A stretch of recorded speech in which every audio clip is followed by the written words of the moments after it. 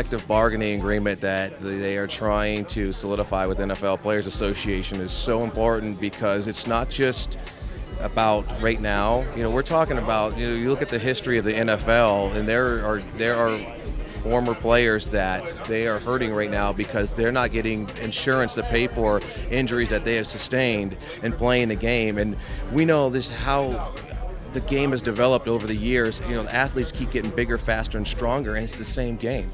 They are developing equipment to go along with the speed of the game, but it's the same field, it's the same ball, but these players are just at a whole nother level. It's just they really have to do something to protect the longevity of the players, and I understand. I see both sides of it. The NFL made like $9 billion last year, and so there's so much money being made in the NFL right now.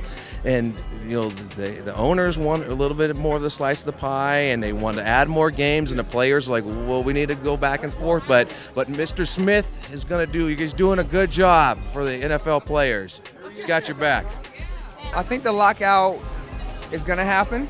Probably we're not going to miss any games. There'll not be no games missed come September. But I think there might be a lockout for a couple of weeks. I will be pessimistic and realistic and say I think it will impact the season to some degree. There's a federal mediator involved right now, which means there's someone of a clearer head who's supposed to make clearer heads prevail. There are a lot of issues. It's not just owners versus players. There's owners versus owners. The big market teams are tired of carrying the smaller market teams. So Dallas is like, look, Jacksonville, get your game up, So a lot of issues there, a lot of fires to put out. The fantasy player is the most hardcore fan of football, right? New York Times actually did a study, and the average fantasy football player watches 3 hours more football per week than the average football fan. So the people that are playing fantasy football are the most hardcore, the most passionate fans of the sport that there are. And that's why you see the NFL market to it. That's why you see NFL market to fantasy players. Those are our most passionate fans. So I think they'll be the most angry. They'll be the most disappointed. And I think it's going to stink for everyone, honestly. I'm pretty concerned with the lockout situation just because it's taking away the game that we love playing. The owners are locking us out. It's in fact a lockout.